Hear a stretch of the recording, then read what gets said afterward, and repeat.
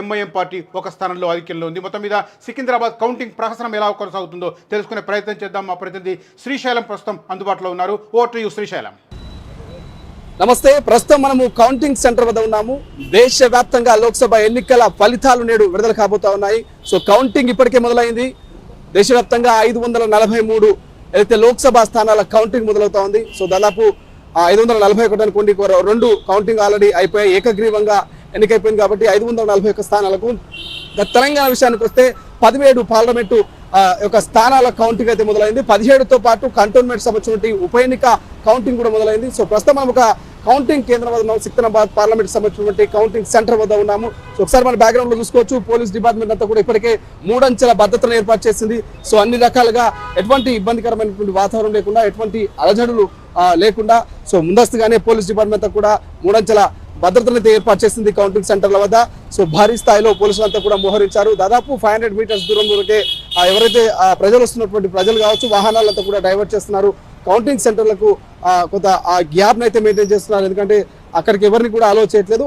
కేవలం ఈసీ ఇచ్చినటువంటి పాస్ కావచ్చు, కౌంటింగ్ ఏజెంట్స్ కావచ్చు, సో మీడియాకు కేవలం కొంతమందికి మాత్రమే ఆ కౌంటింగ్ సెంటర్కు వెళ్లేందుకు పర్మిషన్ ఇచ్చినటువంటి సిచ్యువేషన్ మనం చూస్తా ఉన్నాము. సో ఇక కౌంటింగ్ సెంటర్లో కూడా సీసీ కెమెరాల నిఘాలో కౌంటింగ్ అంతా కూడా జరుగుతుంది. సో మొదటగా ఆ పోస్టల్ బ్యాలెట్ సంబంధించినటువంటి కౌంటింగ్, అనంతరం ఏవైతే ఈవీఎం మిషన్ లో ఉన్నటువంటి ఓట్ల లెక్కింపు అయితే మొదలవుతుంది. సో దానికి సంబంధించి ఒకసారి మనం చూసుకోవచ్చు. యూసఫ్గూడలో ఉన్నాము, సికింద్రాబాద్ పార్లమెంట్ సంబంధించి కావచ్చు, ఇక ఇతరితర మల్కాజ్గిరి పార్లమెంట్ కావచ్చు, మహబూబ్ నగర్ కావచ్చు, ఓవరాల్ గా 17 పార్లమెంట్ సంబంధించినటువంటి కౌంటింగ్ అయితే కూడా కౌంటింగ్ సెంటర్ లో మొదలైంది. సో ఎక్కడ చూసినా కూడా కొంత అలర్ట్ గా ఉన్నారు.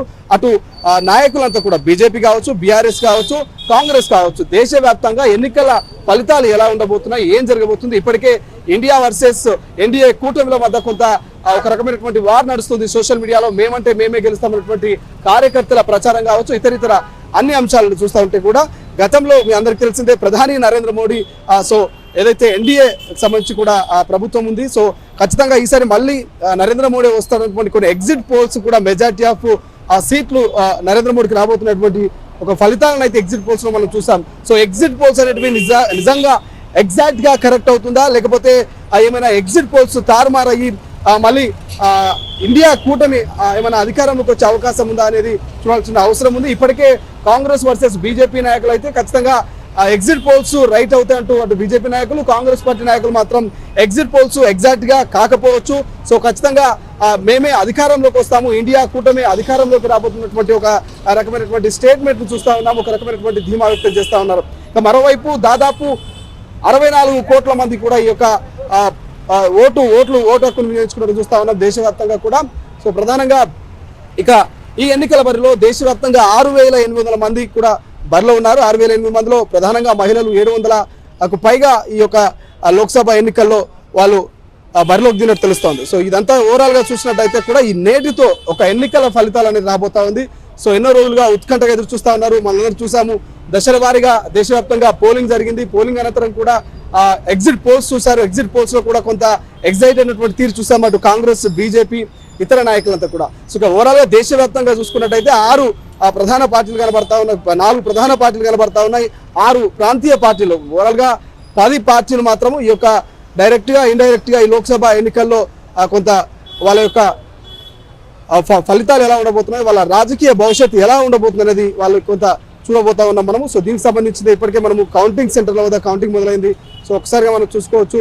సో పోలీసులు వాళ్ళు కూడా ప్రతి ఒక్కరిని చెక్ చేసినటువంటి తీరు కావచ్చు, ఎవరిని కూడా అనుమతి లేనిదే ఆ కౌంటింగ్ సెంటర్లోకి అలో చేయట్లేదు.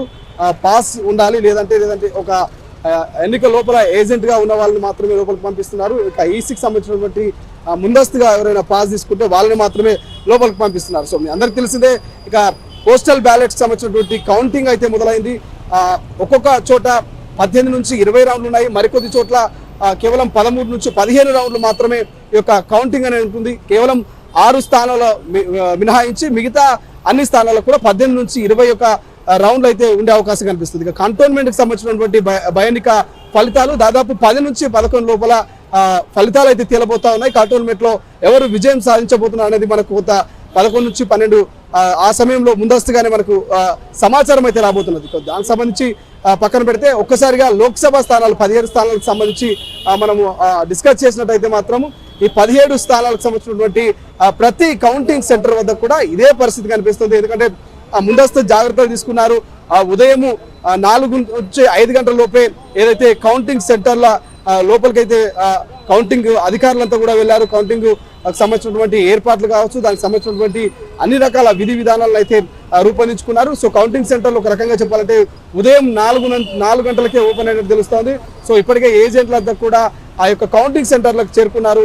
కొంతమంది ముఖ్యమైనటువంటి నాయకులు కూడా కౌంటింగ్ సంబంధించినటువంటి ఆ యొక్క పరిసర ప్రాంతాల్లోనే చూడబోతున్నారు. మొదటి రౌండ్ లో ఎవరు లీడ్లో ఉండబోతున్నారు, ఎన్నికల ఫలితాలు ఎలా ఉండబోతున్నాయి. సో నేటితో ఇక దేశానికి రాబోయేటటువంటి మళ్ళీ నూతన ప్రభుత్వం మీద ఒక ఉత్కంఠ వాతావరణం నెలకొంది. కాబట్టి ఈ నేపథ్యంలోనూ ప్రతి ఒక్కరిలోనూ ఒక రకమైనటువంటి టెన్షన్ క్రియేట్ అవుతుంది. అటు కార్యకర్తల్లోనూ, ఇటు నాయకుల్లోనూ, ఇటు అభ్యర్థుల్లోనూ ప్రతి ఒక్కరిలోనూ ఒక రకమైనటువంటి టెన్షన్.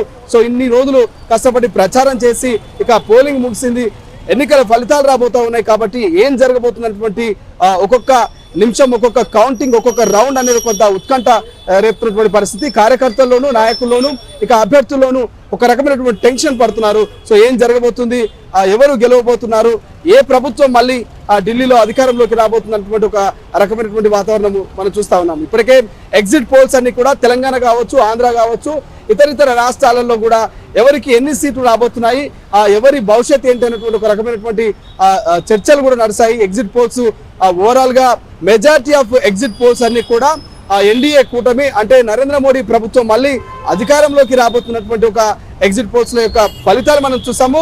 కానీ అవన్నీ రాంగ్. సో కొత్తగా కాంగ్రెస్ నాయకులు కావచ్చు, ఇతర నాయకులు మాత్రం ఎగ్జిట్ పోల్స్ ఎగ్జాక్ట్ గా రైట్ కాదు, మేమే అధికారంలోకి రాబోతున్నాం అనేటువంటి ఒక ఆశతో బలమైనటువంటి దృఢ సంకల్పంతో ఉన్నట్టయితే మనకు తెలుస్తా ఉంది. కాబట్టి సో చూద్దాం మరి ఎగ్జిట్ పోల్స్ అన్ని కూడా మరి నిజంగా నిజమవుతాయా, లేదంటే బూమ్రాంగ్ కాబోతున్నాయా, కాంగ్రెస్ అనుకున్నట్టుగానే నిజంగా ఇండియా కూటమి అధికారంలోకి రాబోతుందా. సో ప్రాంతీయ పార్టీల విషయానికి వస్తే ప్రాంతీయ పార్టీల మనుగడ పెద్దగా, ప్రాంతీయ పార్టీల ప్రభావం పెద్దగా కనిపించట్లేదు లోక్సభ ఎన్నికల్లో.